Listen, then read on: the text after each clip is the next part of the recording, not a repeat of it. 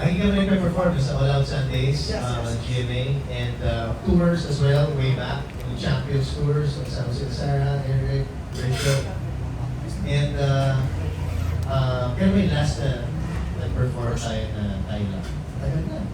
Wala yata. Or Talaga yung first eh. Ito yung first one stage, one concert. Preparation, Siya nag-bodybuilding every day. I think syempre po, lagi naman yun.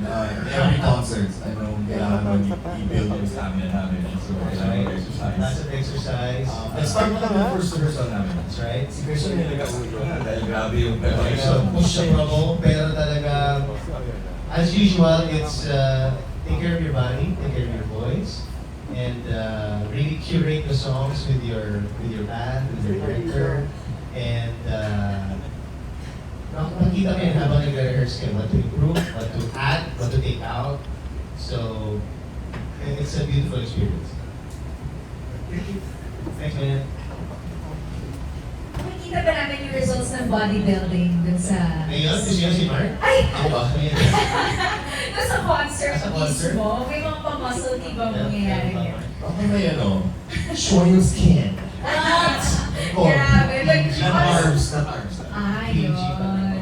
Pero honestly, with preparation, like, kasi these two talaga, Christian and Mark Bautista, are two of the most disciplined artists talaga. And grabe yung work ethic. It's such an inspiration for artists who are just starting out, like me.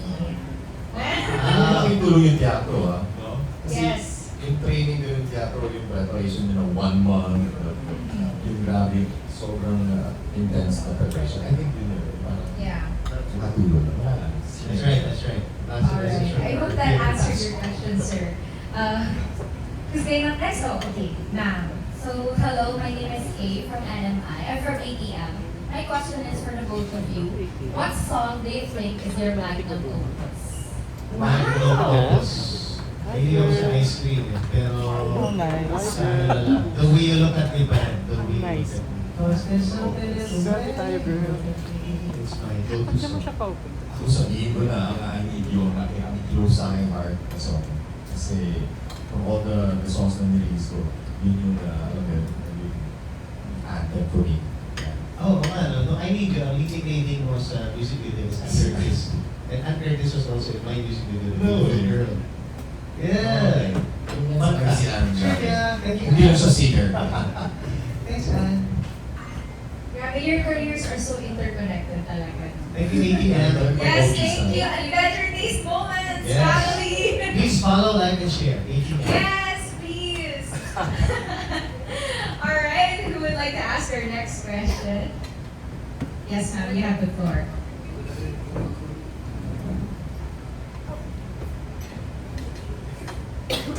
Hello. Hi. Hi, good afternoon, Christian and Mark. I'm Pia from GMA Network. Ask ko lang kung ano yung similarities similarities and differences. Similarities and differences. Hello. Similarities and differences in singing and general. Similarities. I think mas pareho kami kumanta ng balance talaga. Mas yung main namin na kinanta. We do theater also. Differences. Paano ba? Well, Indonesian star, Christian Bautista. Ako Cagayan de Oro star. London. Nag-London na. Isama na natin. Your life But singing naman, I think yung iba naman sa inyo, ma-identify naman ko na yung boses ni Christian, and ano yung style ko. Mas, I do pop, marami kong songs, may mga albums ako na may mga upbeat. Meron ka mga upbeat na songs. Meron, pero So, mas pop. super content. Yeah. Mas yan. Ako naman, para lang maiba lang, pero in the same vein. Similarities, we both love our families very much. We're family-oriented people. Differences naman, ano ba? Wala, we're so close as friends na parang we like the same sport. Nagka-tennis kami, ganyan. We like coffee. Ano nga ba ang differences? Medyo mahirap, no? Well, mas sumasayaw siya. Mas sumasayaw siya. Ako parang one step lang. So, tinatry ko rin naman. Siya gusto yung mga death-defying acts Oh yeah. sa live sa Ako mas shows. experimental when it comes to performance. Like I can learn acrobat. Wow, acrobat. Ano expect sila masyado sa akin? Circles. Kasi nagawa ko Guys, naman. you're aware, pero ginawa yun ni Mark Bautista sa All Out Sundays. Nakahang siya sa silk. Hanapin niya sa Silk and YouTube. ginawa ko rin yung sa ring na habang kumakanta. Ako naman mahilig ako mag-invest Medyo- ng pera sa bangko. Prepare for my future, ganyan. Stage performer. Siguro parang mas sigurista ako Mas- in that sense. So, Perfectionist din si Christian. Ito si Christian perfectionist when it comes to performance, singing, di ba? I hope we answer that in a way. Hindi ako perfectionist. Risk taker. Oh, risk. Yes, isang perfectionist at isang risk taker. Yun. Thank you so much, Pia. Alright, sir, you have the phone. Hello, magandang. Robert Pop from Manila, Bulacan. Hi, Robert. Thanks for coming. First question, what would, F1 tanong na to, no? Pero research ko rin sa Google, parang wala pa. Pero what would you say that craziest thing a fan has done to you? Craziest thing a fan has done. Good or bad? Anything? Anything? Oo. Sige. So, hindi mo na lang yung nawala lang ng maleta. Sige. Pamilya na natin yan. Okay.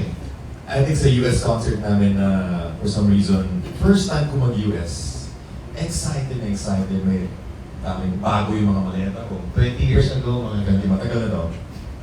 Tapos, hindi ko naman alam na yung maleta kailangan may ano talaga, name tag. So wala akong tag, walang label, wala. So walang ano talaga. So nung dumating kami sa New York, napunta sa ibang airport na aking maleta. Lahat ng costumes ko andun, lahat ng gamit ko andun. Next tour namin, syempre hindi ko na alam kung saan pupunta. Next city. Next city, Chicago, pagdating doon. Dahil parang na-announce ko yata no? Sa parang meet and greet natin or something. Kumalat. Sa hotel ko, ang daming damit dumating. Wow. Mga gamit. So, sabi ko, okay di pala. So, yung So, I think for me, I mean, pero kung Hindi gusto ko mo i-announce crazy. na bago nawala, yung kotse mo ba nawala ngayon? hindi naman. Sarili ko ba? Wow! Find yourself. But yeah, I think yun yung well, it's a good thing na parang Yes, sige. Sa good na lang din ako. So, nag-kitchen musical ako years ago. That was a TV show in Singapore. And then some of my fans lumipad doon to watch the show. In the same, Hello! and in the same, In the same vein, meron ako mga Indonesian fans na lumilipad naman sa Pilipinas para manood ng mga concerts ko here. So, we're just so grateful sa mga fans namin na who stuck with us for all of these years.